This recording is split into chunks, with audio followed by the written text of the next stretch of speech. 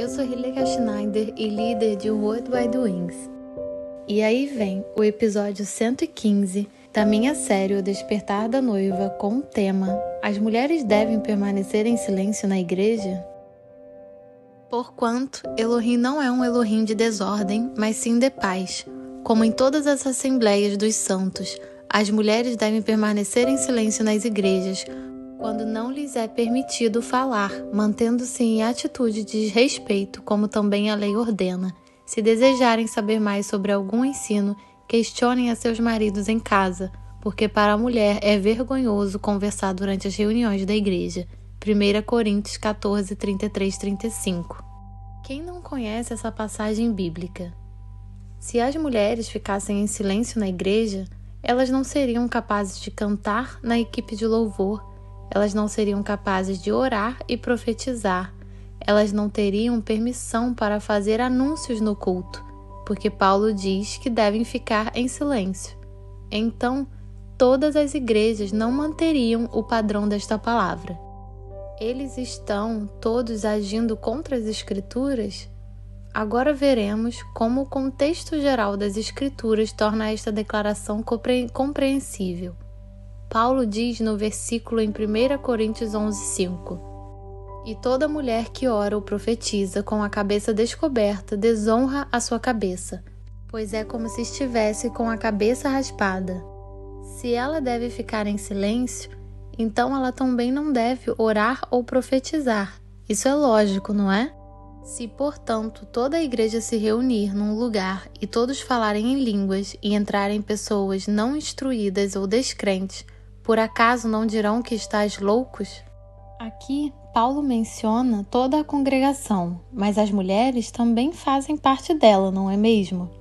E todos falam em línguas? Isso inclui as mulheres, não é mesmo? Elas não ficam em silêncio. Então Paulo continua: Portanto, qual a atitude correta então? Ora, quando vos reunis, cada um de vós tem um salmo, ou uma mensagem de ensino, uma revelação, ou ainda uma palavra em determinada língua, e outro tem a interpretação dessa língua. Tudo seja feito para a edificação da igreja. 1 Coríntios 14, 26. Ele quer dizer toda a comunidade novamente, não é mesmo? O contexto geral mostra claramente que as mulheres na igreja não ficaram em silêncio. Paulo diz especificamente que as mulheres poderiam orar e profetizar, que elas poderiam ter um ensinamento. Repito, explicitamente um ensinamento, uma revelação, falar em línguas e uma interpretação como parte da igreja. Toda a comunidade estava envolvida. Não era uma proibição geral do silêncio para as mulheres. Com a instrução de que as mulheres devem permanecer em silêncio na igreja, Paulo abordou uma situação específica que também emerge claramente do contexto. Vamos dar uma olhada mais de perto neste contexto. Ele especifica que se as mulheres querem aprender alguma coisa, devem perguntar a seus próprios maridos em casa. As mulheres devem manter a paz, não desafiando publicamente seus maridos fazendo perguntas e desonrando-os. O que Paulo quis dizer com isso? Ele disse que não era bom para uma mulher desafiar abertamente seu próprio marido com perguntas. Isso desonraria o marido em público, por assim dizer, em caso de desentendimentos.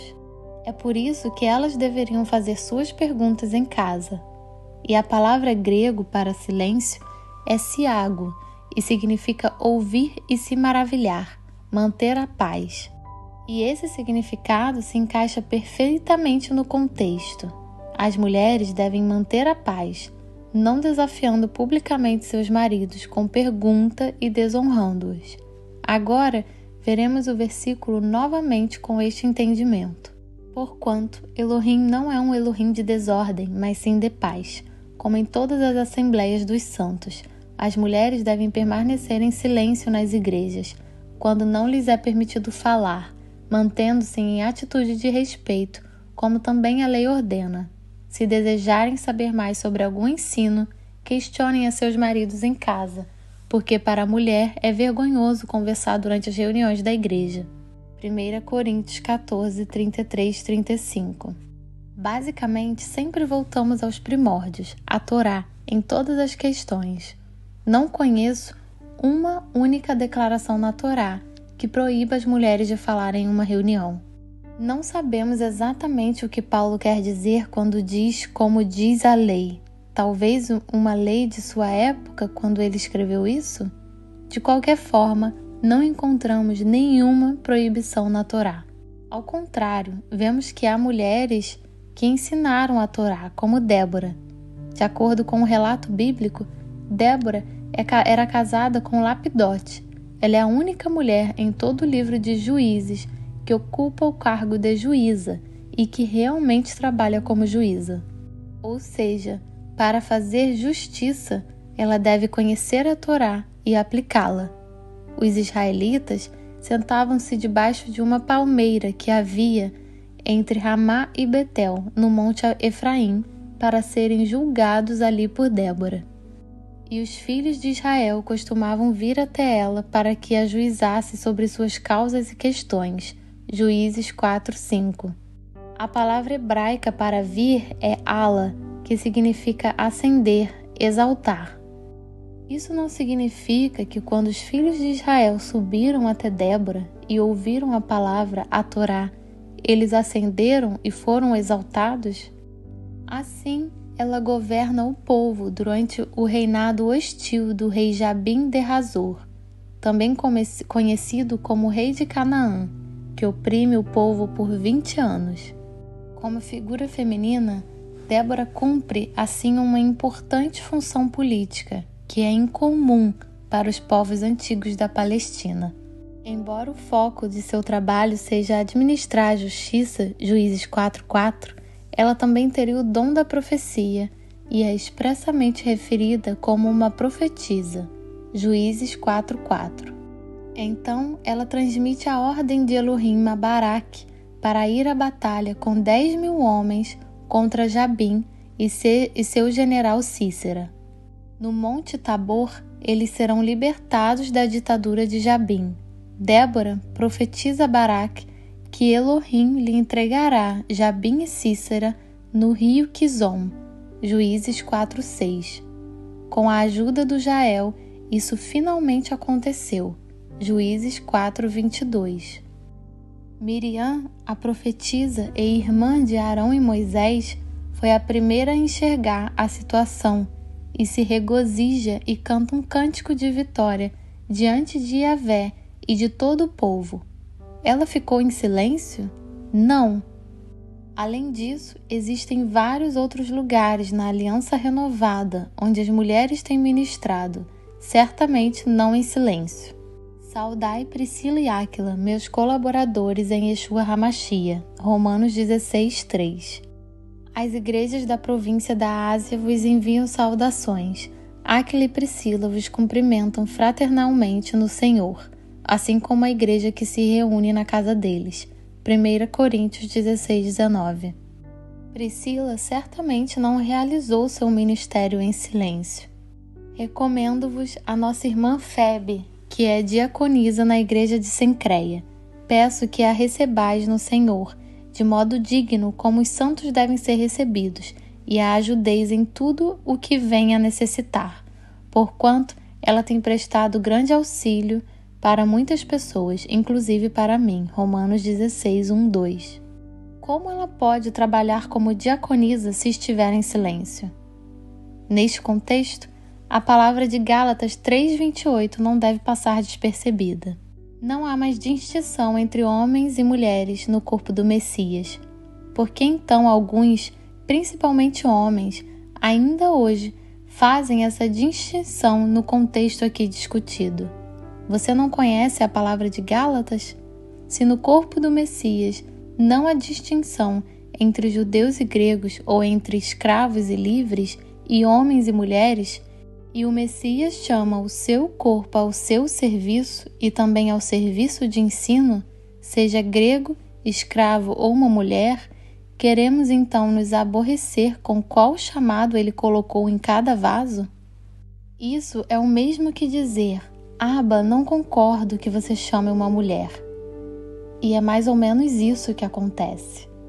Há um professor de raízes hebraicas na Alemanha que está fazendo exatamente isso e está ensinando a muitos e disse em suas conferências que está jogando livros escritos por uma mulher sobre a Torá na lixeira.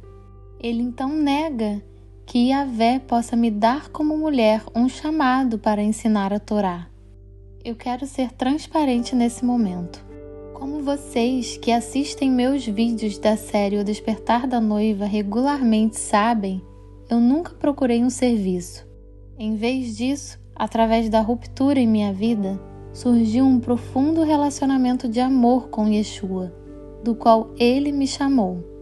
Quando comecei a estudar as raízes hebraicas de nossa fé, não havia ninguém na Alemanha naquela época, além das congregações messiânicas, embora eu não saiba o que realmente era ensinado lá, que escrevia comentários ou livros sobre a Torá.